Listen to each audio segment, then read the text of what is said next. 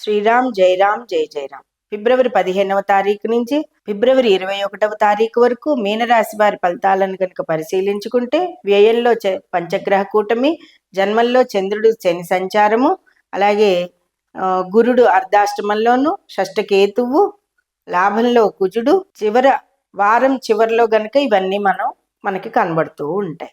ఇక్కడ ప్రధానమైనది ఏంటంటే, ఇప్పటికే జన్మశని వలన కొంత మీనరాశి వారు చాలా ఇబ్బందికి గురయ్యి ఉన్నారు ఇప్పటికే. ఈ చంద్రుడు కూడా కలిసేటప్పటికి ఇప్పుడు ఏమవుతుందంటే, ఏవో జరిగిపోయిన వాటికి బాధపడడం, వాటి వల్ల ఎవరో వచ్చి గుర్తు చేసి మీకు మనోవేదనని కలగజేసే అవకాశాలు ఉన్నాయి.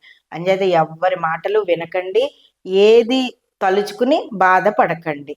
ధైర్యంగా ఉండడం అనేది ఈ వారం అంతా మీకు మంచిది. ధైర్యమే ధనలక్ష్మి అన్నమాట.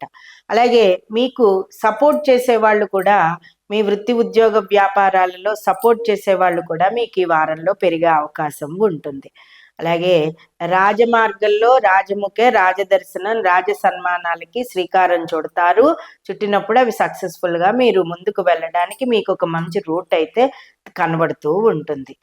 ఇక అర్ధాష్టమ గురుడు వల్ల అతి కష్టంతో గృహ నిర్మాణాలు పూర్తి చేస్తూనే ఉంటారు, కానీ చాలా కష్టపడాల్సి వస్తూ ఉంటుంది. ఈ వారంలో చంద్రశనిల కలయిక వలనేంటి, పంచగ్రహ కూటమి కలయిక వలనేంటి, మీనరాశి వారు మన్యు సూక్త పారాయణ చేసుకోండి.